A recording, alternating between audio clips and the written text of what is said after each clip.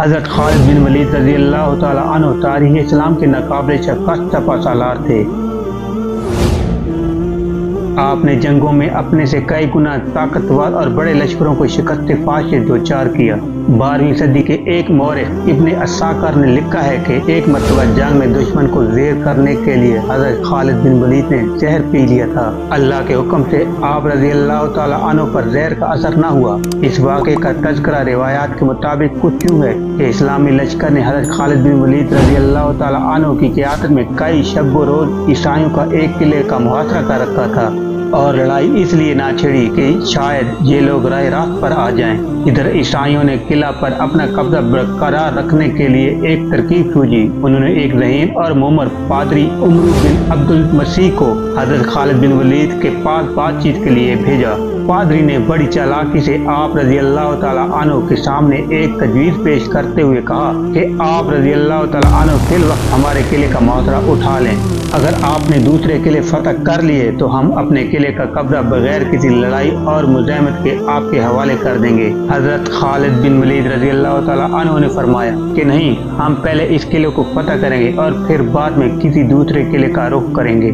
یہ سن کر بوڑھے پادری نے اپنے پاس سے زہر کی ایک پڑیا نکالی اور بولا، اگر آپ ہمارے قلعے کا محاصرہ ابھی ختم نہیں کریں گے تو میں اس پڑیا کا زہر کھا کر خودکشی کر لوں گا اور پھر میرا خون تمہاری گردن پر ہوگا۔ حضرت خالد بن ولید نے فرمایا، ناممکن ہے کہ تیری موت نہ آئی ہو اور تو مر جائے۔ بوڑھا پادری بولا، اگر تم ایسا یقین رکھتے ہو تو لو پھر یہ زہر کی پڑیا پھانک کر دکھاؤ۔ یہ سن کر حضرت خالد بن ولید رضی اللہ تعالی عنہ نے زہر کی پڑیا پادری کے ہاتھوں سے لی اور دعا پڑھ کر زہر کی پڑیا پھانک لی اور اوپر سے پانی پی لیا۔ آپ تو بوڑھے پادری کو مکمل یقین ہو گیا تھا کہ آپ خطرناک زہر کو پی کر چند لمحوں میں موت کی وادی میں پہنچ جائیں گے، یوں کسی نہ کسی طرح قلعے کا محاصرہ بھی ختم ہو جائے گا۔ زہر کا اثر دیکھنے کے لیے پادری غور سے ٹکٹی باندھ کے آپ رضی اللہ تعالی عنہ کو دیکھنے لگا۔ آپ کے بدن سے پسینہ نمودار ہونے لگا۔ پادری دل میں خوش ہونے لگا کہ زہر کا اثر شروع ہو چکا ہے، لیکن اللہ نے آپ رضی اللہ تعالی عنہ کو زہر کی ہلاکت سے محفوظ رکھا۔ آپ کے بدن سے چند منٹ پسینہ نمودار ہونے کے بعد آپ کی کیفیت بالکل نارمل ہو گئی۔ پادری نے اپنی آنکھوں کے سامنے حضرت خالد بن ولید رضی اللہ تعالی عنہ کا جذبہ ایمانی دیکھا تو حیران و پریشان رہ گیا۔ حضرت خالد بن ولید نے پادری سے مخاطب ہو کر فرمایا، دیکھ لو، اگر موت نہ آئی ہو تو زہر بھی کچھ نہیں بگاڑ پاتا۔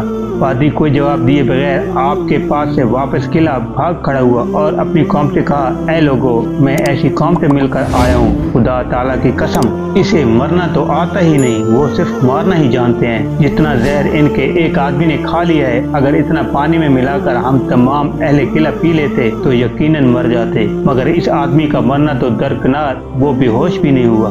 میری مانو تو قلعہ اس کے حوالے کر دو اور ان سے لڑائی نہ کرو۔ مومر پادری کی بات سن کر عیسائیوں نے وہ قلعہ بغیر لڑائی کے حضرت خالد بن ولید رضی اللہ تعالی عنہ کے حوالے کر دیا۔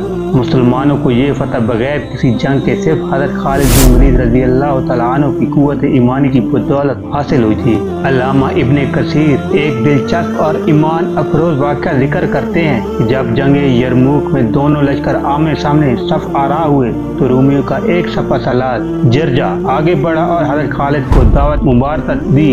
جب دونوں شاہ سوار ایک دوسرے کے قریب آ گئے تو جرجا کہنے لگا، خالد، میں جرجا ہوں، تم سے کچھ سوال کرنا چاہتا ہوں۔ جناب خالد فرمانے لگے، ہاں پوچھو۔ جرجا کہنے لگا، خالد، جو بہادر انسان ہوتا ہے وہ کبھی دھوکہ نہیں دیتا اور سچا انسان کبھی جھوٹ نہیں بولتا۔ پھر دونوں کے درمیان مکالمہ شروع ہوا جس کا خلاصہ کچھ یوں ہے۔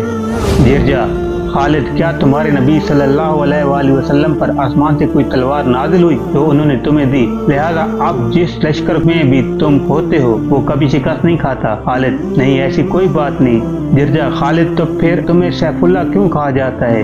خالد، جب میں اسلام لایا تھا تو اللہ کے رسول صلی اللہ علیہ وآلہ وسلم نے میرے لیے دعا کی تھی اور فرمایا تھا کہ تم اللہ کی تلوار میں سے ایک تلوار ہو جس کو اللہ نے مشرکین پر سونپ رکھا ہے، اسی وجہ سے میرا لقب سیف اللہ پڑ گیا۔ جرجا، تم کس بات کی دعوت دینے نکلے ہو؟ خالد، ہم اللہ اور اس کے رسول پر ایمان لانے کی دعوت دیتے ہیں۔ جرجا، اگر کوئی دعوت ماننے سے انکار کرتے تو؟ خالد، اس کے لیے جزیہ دینا ضروری ہے۔ جرجا، اگر جزیہ سے بھی انکار کر دے تو؟ خالد، پھر ہم اسے جنگ کے لیے للکارتے ہیں۔ गिरजा, अगर अब कोई तुम्हारे साथ शामिल हो तो इसका दर्जा क्या होगा? खालिद, हम में सबका एक ही दर्जा है, अमीर गरीब सब एक ही साथ में खड़े होते हैं। इसके बाद कुछ मजीद एक दो सवालों के बाद इसने कहा, मुझे भी इस्लाम सिखा दो, और वो हजरत खालिद के साथ चल दिया और मुसलमान लश्कर में आ गया। हजरत खालिद ने इसको इस्लाम की बुनियादी बातें बताईं और इसने इस्लाम कबूल करने के बाद हजरत खालिद रज़ी अल्लाह तआला अन्हु के साथ 2 रकात नमाज अदा की और मुसलमान लश्कर में शामिल होकर खूब बहादुरी से जंगें लड़ी और इस जंग में जख्मी होकर शहीद हो गया। इशाअत इस्लाम हर मुसलमान का मजहबी फरीज़ा है। हजरत खालिद बिन वलीद रज़ी अल्लाह तआला अन्हु हुज़ूर नबी अकरम सल्लल्लाहु अलैहि वसल्लम की जिंदगी में और आपके बाद बराबर इस फरीज़ा को अदा करते रहे। फतह मक्का के बाद हुज़ूर नबी अकरम सल्लल्लाहु अलैहि वसल्लम ने इशाअत इस्लाम की गत से जो सरिया भेजे, इनमें से मुतअद्दिद सरिये इनकी सरकर्दगी में किए गए और बनु हुज़ैमा, बनु अब्दुल मद्दान नजरानी इन्हीं की कोशिशों से मुशर्रफ इस्लाम हुए और अहले यमन के इस्लाम में हजरत अली रज़ी अल्लाह तआला अन्हु के साथ इनकी कोशिशें भी शामिल थी। फितना रद्दा में तलाक की जमात बनु हवाज़न, बनु सलीम और बनु आमिर वगैरह दोबारा इन्हीं की कोशिशों से इस्लाम लाए। इन जमातों को अलावा मुनफरिद तौर पर भी बाद मशहूर लोग आपके हाथ पर मुशर्रफ इस्लाम हुए। जंगे यरमुक और कैसर रूम के तफीर जारज के कबूल इस्लाम का वाक़या भी इसी की वजह से पेश आया। उम्मीद करते हैं आपको हमारी आज की ये वीडियो पसंद आई होगी। मज़ीद अच्छी अच्छी वीडियो को देखने के लिए हमारे चैनल को सब्सक्राइब कर दें। अपना ख्याल रखिएगा। अल्लाह हाफिज़।